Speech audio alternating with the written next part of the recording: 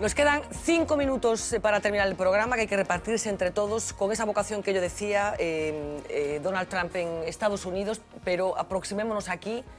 Cómo de preocupados tenemos que estar con respecto a lo que va a suceder con carácter inmediato, y pensando en Francia y en el resto de Europa. A ver, sobre todo o que denota a votación en Estados Unidos é que hai unha desconfianza pois cara á apertura, non, dos países, cara á apertura aos mercados globales, á globalización, ás influencias, ao tráfico de migrantes, á chegada de persoas diferentes, o mundo presente. Exactamente. A como funciona o mundo hoxe. É unha resposta política a toda a era da globalización. Por tanto, hai países e hai persoas que creen que os seus países teñen que tomar maior control sobre as súas decisións, que teñen que volver aos bancos centrais, que teñen que volver as súas propias divisas, que hai que volver a levantar muros, que hai que poñer aranceis, que hai que dar respostas nacionalizadas, nada de externalizalas en Unión Europea e tal. Por tanto, dentro dese contexto, a Unión Europea está feble, está moi feble porque, a ver, de momento é un casteliño de naipes, é un proxecto inconcluso e como apuntaba Xosé Luís agora nesta pausa, pois é certo, non ten eses contrapesos que dentro de cada país sí pode haber. Por tanto, hai uns países centrais que son a clave da Unión Europea. Como fallen eses países... Sobre todo Francia, Alemania e en menor medida Italia. Se algún desos países falla, eu penso que a Unión Europea, a construción do proxecto común, pode ser un proxecto reversible. Eu hasta agora creo que non estamos nese momento. Tuco, un minuto escasísimo. Sí, bueno, eu creo que, indo directamente a Europa, esa deriva autoritaria que falaba, esa aparición dos nacionalismos en Europa, sempre que houve nacionalismos en Europa, sempre houve guerra, guerra e guerra. Sempre foi así, na historia. Eu xa hai anos, e remato, leí un artigo que non me acordo quen era o autor, pero sí decía que si a Unión Europea caía, veríamos cousas que ni nos imaginábamos, como na porta de Tannhauser máis alá de Orión, as naves en chamas de Blade Runner. Eso pode pasar. Europa ten unha historia de guerras continuas desde Alexander Nevsky, desde Napoleón. Entonces, a mí, o único período de paz é este período. Entonces, bueno, hai que estar moi atentos a isto. Xosé Luís? A ver, eu creo que o problema de Europa é grave, é máis grave que o dos Estados Unidos, pero además non é o mismo. Os Estados Unidos teñen neste momento un problema de que elixiron un candidato probablemente inadecuado, verdad? E, por tanto, o sistema está intacto e hai lealtade ao sistema. Hai lealtade ao sistema por todas as partes. E, por tanto, máis que pode durar o problema dos Estados Unidos, son 4 anos se realmente se poñen as cousas así, esos americanos están disconformes con esta posición ou ven que deriva o país hacia unha situación complicada.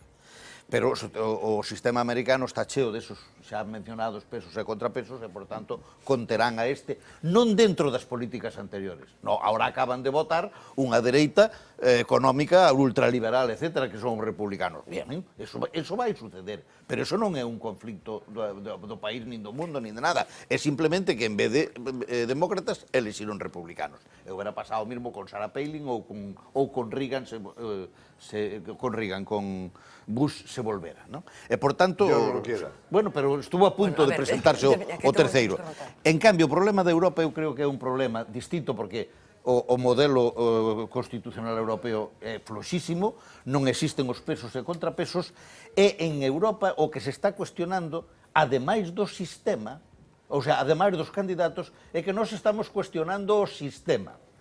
Nós temos ese debate dentro en pouca medida, pero os outros países teñeno nunha gran medida, é dicir, o que creen é que o sistema non responde, que, por tanto, hai que volver outra vez ao vello esquema dos nacionalismos, do período de entreguerras, etcétera, etcétera. E, por tanto, non se soluciona con unha elección, como a dos Estados Unidos, non se soluciona cambiando un candidato. Por qué? Porque en Europa o que está radicalmente enfermando con unhas febrículas tremendas é a ciudadanía. É a ciudadanía. E iso non cambia. O problema de Europa ven derivado da ciudadanía e o problema dos americanos ven derivado do candidato. E o problema absolutamente á inversa e todas as solucións á inversa tamén. Yo creo que tenemos que leer y analizar, el tiempo vamos a tener, los resultados americanos y ver qué está ocurriendo en los demás países. Porque yo no sé si somos conscientes de que hay una brecha cada vez mayor cada vez mayor, aparte de los ciclos históricos que tiene razón Tuco de que es el periodo de más tal, hay una brecha cada vez mayor entre política y ciudadano. Y es una brecha que se está agrandando porque nadie está haciendo nada por reducirla.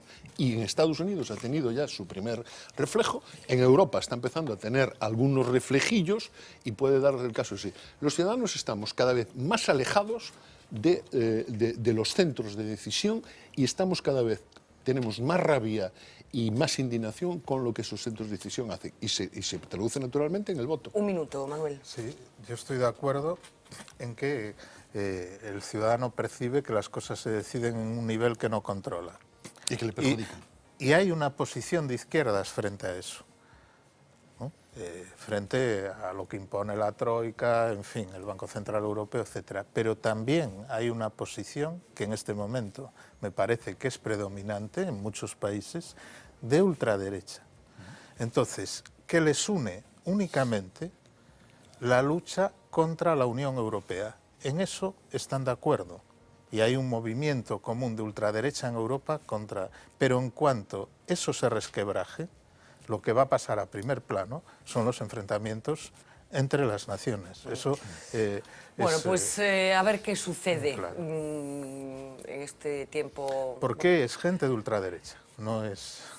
Sí, pero hay cierta izquierda que está apoyando eso, mercado común europeo, ruína do povo galego.